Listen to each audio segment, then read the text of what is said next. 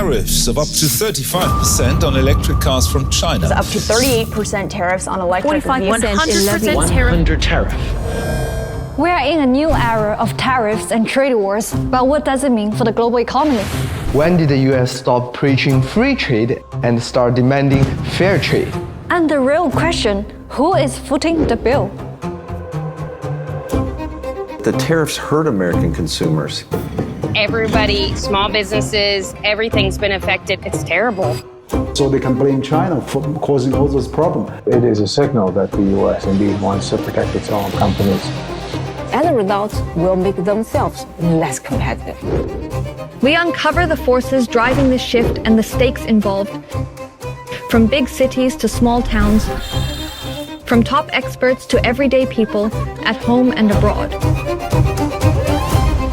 And frankly, without Chinese imports today, the US will find it much harder to keep inflation under control. Ultimately, the consumer will pay. They blame China for China's growth. You have a security competition taking place between the United States and China. You are going to be identified by the US as a major challenge, a threat, and even enemy.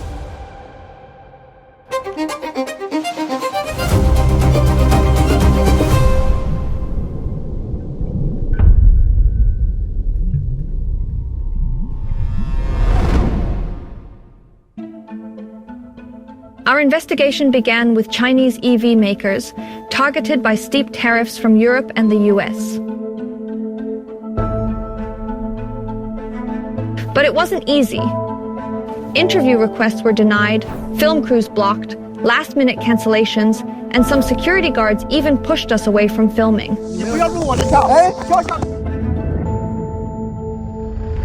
Despite the roadblocks, we managed to speak with car makers hit hardest by EU tariffs. 那您觉得欧盟为什么要针对中国的新能源车开征关税呢？我们老记得说多少年前几亿件衬衫换回来一辆空客，现在不一样了。现在中国的汽车，中国的这种机电产品，它也可以出去。去年我们的 MG4 在这个细分市场是应该排名第一的，带来了行业上的这个影响和干扰，所以它会要做一些防备的手段。European policymakers keep saying Chinese car makers are producing more cars than they can sell at home and dumping them into global market at super low prices. Today, some are talking about a second China shock because of state-sponsored overcapacity. You cannot survive if at the same time you have subsidies and overcapacities in China. Very cheap goods, low-cost goods that are going to flood their own markets, the American and European market. Overcapacity, which it says is flooding EU markets with cheap imports. Let's break it down. Are Chinese companies flooding the market with too much supply? Overcapacity, I would say, doesn't really apply to Geely. Right now, we could say that we're under capacity because Chinese consumer demand for EVs is at an all-time high. So do you think that your company actually poses a threat to the European companies? I would say no. I'd say that China and Europe working together would only benefit the consumer. At the end of the day, there is no threat here. But how do you navigate the tariffs? There's no navigating. The tariffs are there. You have to deal with it. You have to deal with it. This is part of day-to-day business. Ultimately, the consumer will pay. There's no way to get around this. So the customer gets a more expensive product, and the European Green Deal is pushed back. The green proposition that Europe had to have a majority of electrified or electric vehicles by 2035 will likely not be met because domestic demand in Europe is not being met at all by local manufacturers. It's too slow. The IEA states 45 million EVs are needed by 2030 to meet climate goals. China's 2024 EV output is 10 million, just 22% of the target. Even with rapid growth, overcapacity by 2030 seems unlikely. Raising tariffs, particularly on the EV and these technologies, which actually can help to address the climate change problem, is really, I think, ridiculous. And also, I think, let people worry this kind of policy will have an impact on the global effort to address climate change. Take Geely. They produce 2 million cars annually, mostly sold in China. Yet they face 28.8% EU tariffs. The car before this was sold into Europe. Right now, this is majority in China, but very soon you will see it in Norway, UK, Australia. This is our global car. It's still like very cheap compared to European car, even after the tariffs. I would say the proposition is very strong from Chinese car companies, even after tariffs. Yeah. So why is it so cheap? Why is it so cheap? Yeah, that's scale. The scale. The efficiencies in the industrial footprint is massive, and I don't think this can be repeated in any other country.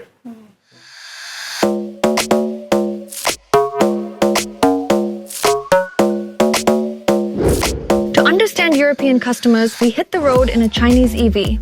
What do people really think?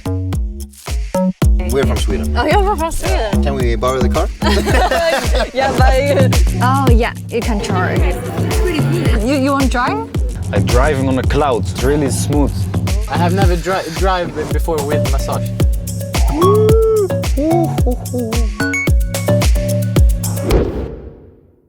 Of course, we've got like Tesla's like the benchmark who created an EV 20 years ago, and they really entered and opened up the market.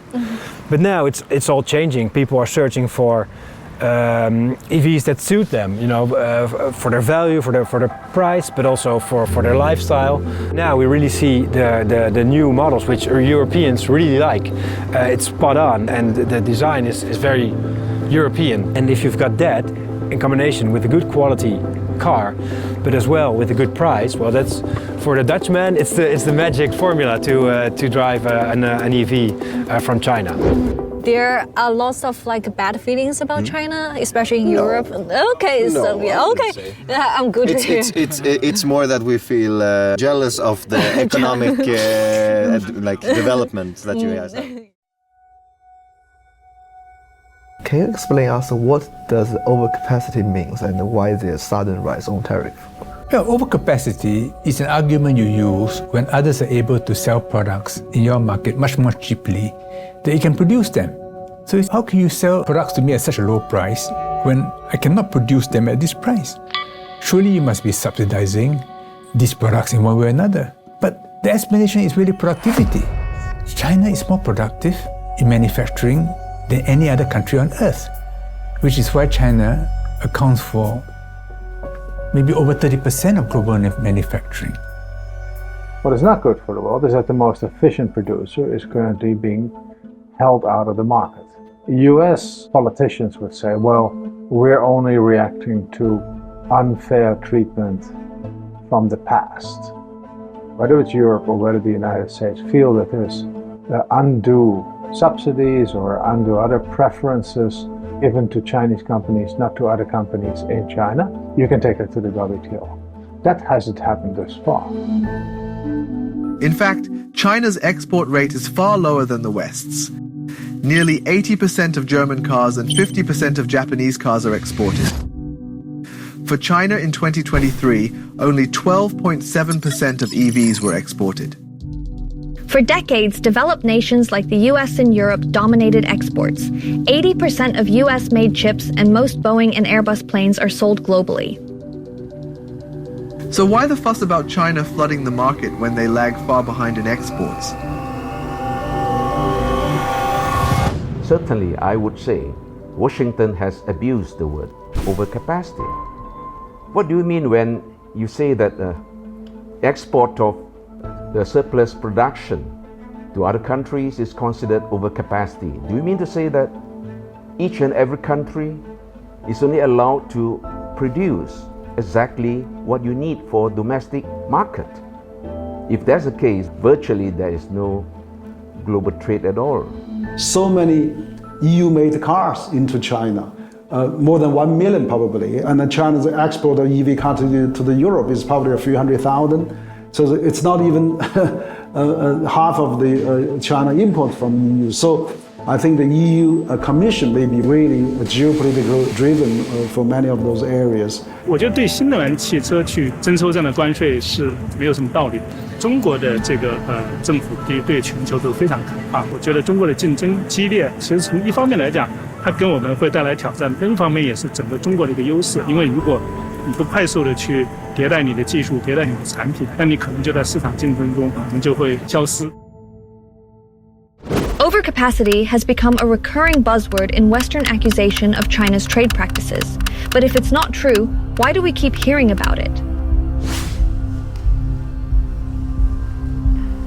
We trace the narrative to Western officials and media. U.S. Treasury Secretary Janet Yellen says the overcapacity in China. Secretary Janet Yellen. Ms. Yellen just now. Janet Yellen. Who is Janet Yellen? She is an economist by training, but her claims aren't exactly neutral. They are loaded with political motives. On March 27, 2024, at a Georgia solar cell factory, Yellen accused China's clean energy industries of overcapacity. In April 2024, during her China visit, Yellen doubled down on the claim overcapacity. By May, the US announced that tariffs on Chinese EVs would quadruple to 100%. I think there's also quite a bit of fear in the United States about the emergence of China. And that reflects itself in a number of areas, including in trade policy. I think 20 years ago, when its economy was rising, the US sanctioned products from Japan because of the high deficits. At the time, the US doesn't want Japan to become an economic superpower. This is the same tactic, is to prevent China from growing and become strong. Every country, if you are going to become the second largest economy and continue to advance, then you are going to be identified by the US as a major challenge, a threat, and even enemy. Problem for some American politicians, they want to maintain America's global leadership.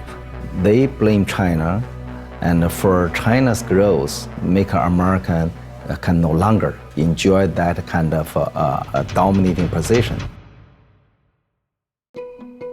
We're all driven for that shared vision of a sustainable world. And maybe along the way, things like that, overcapacity could happen, but it's necessary. But the concern from the West is you are taking their jobs and you are dumping your products to their market. How do you see this kind of concerns? I would like to ask them these questions. How is it our fault that we are taking your job, right? It's not that we are forcing you to take this job, but we're forcing anyone to do anything. Cell workshop. Yep, this is our solar cell. Okay, cool. The factory is super fancy, you can see. We're like in the world of future. Before the rise of EVs, the term overcapacity was used to target China's solar industry. We traveled to Jinko Solar, one of the largest solar companies in the world, which has been at the heart of this controversy. Panel delivered to more than 200 countries, which means one of every 8 panels installed in the earth was made by Jinko Solar. Today, solar is not only the cleanest, but also the cheapest, the most affordable and the most accessible energy source to everyone, every country.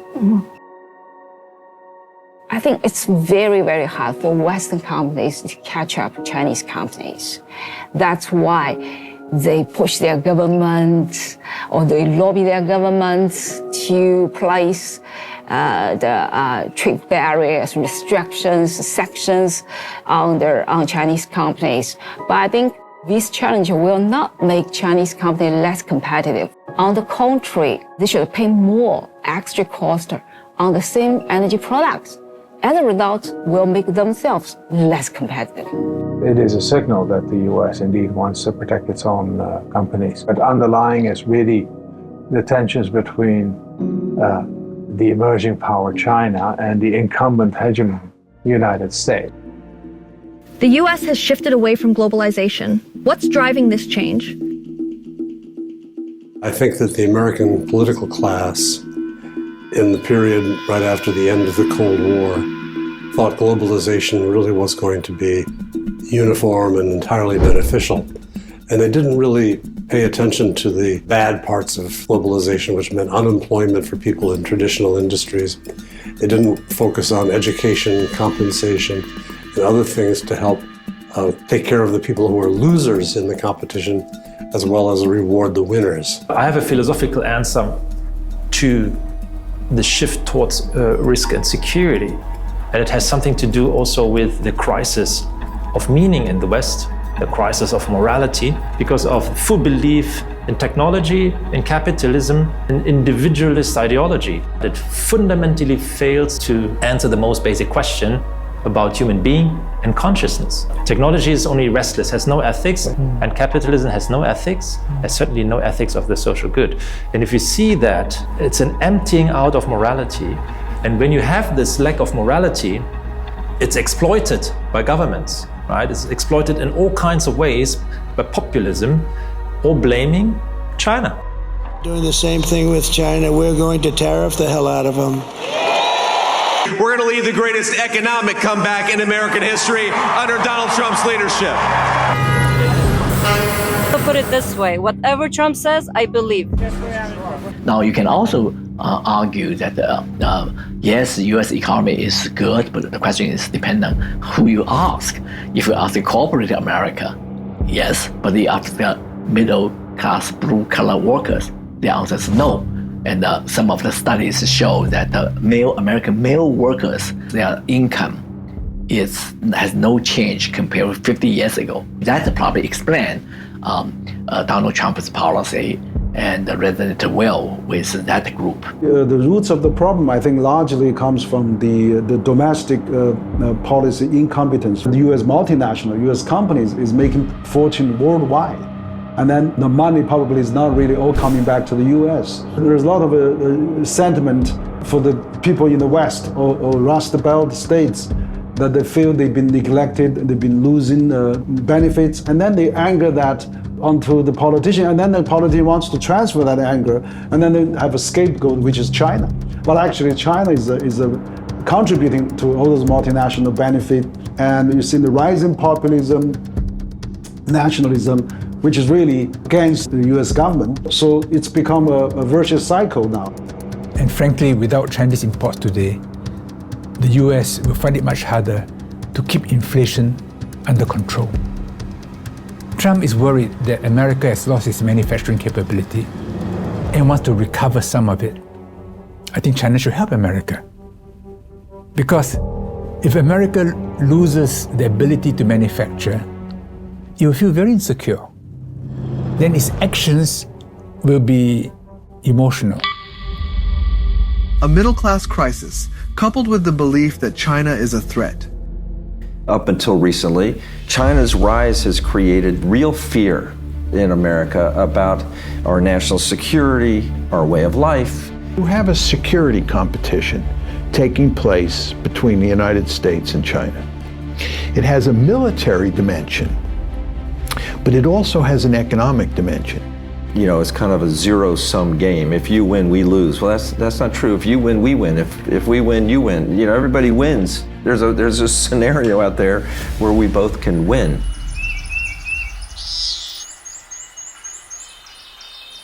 Been visiting all those big companies in big cities, and now we're in a small town. And Fuan, very famous for Chinese tea, also very famous for exporting-oriented industries. In a small town of China's coastal Fujian province, we met Ye, a young massage chair entrepreneur who's made a name for himself overseas.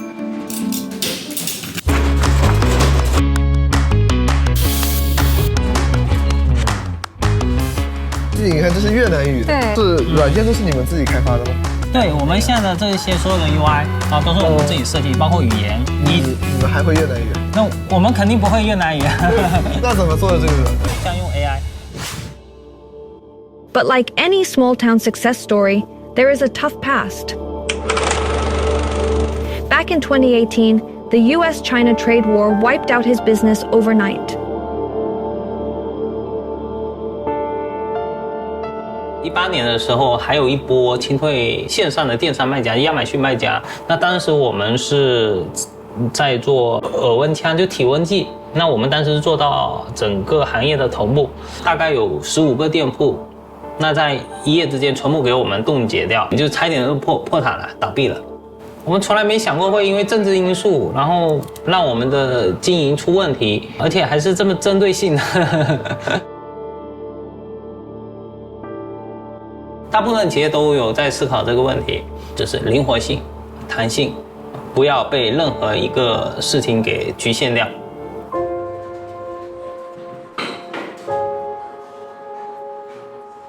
A group of small business owners banded together here and formed a club they called $100 Million Club. 在这里有多少人是经历过17年特朗普第一阶段对中国16年上台之后对中国的贸易战的？那时候大家有谁是在做外贸？都有经历过。对，我们是纺织品嘛。特朗普上台的时候嘛，就是新疆棉的事情就搞得特别大。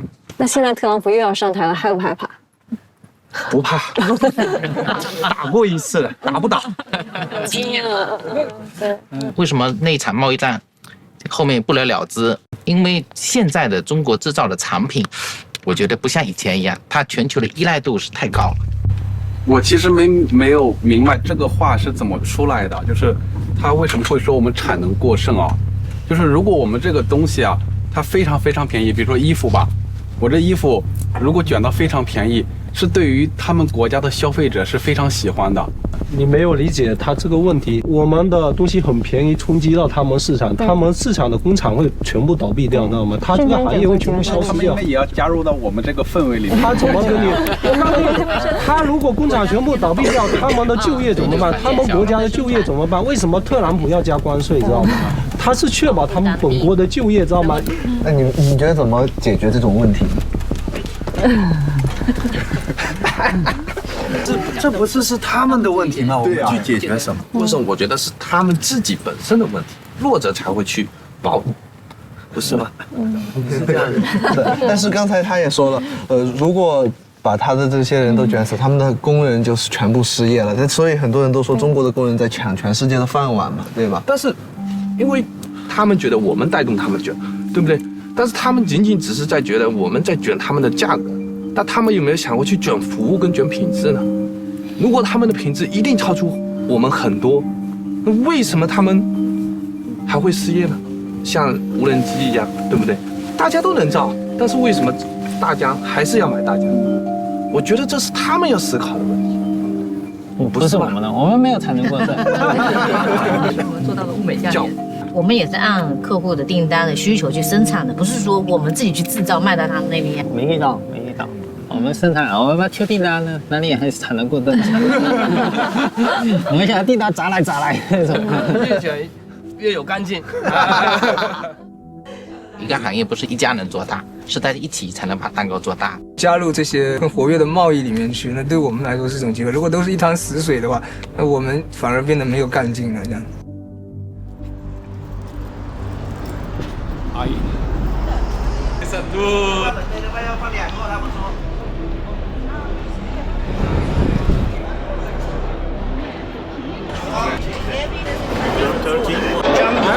Serbia. Where are you guys from? Kenya.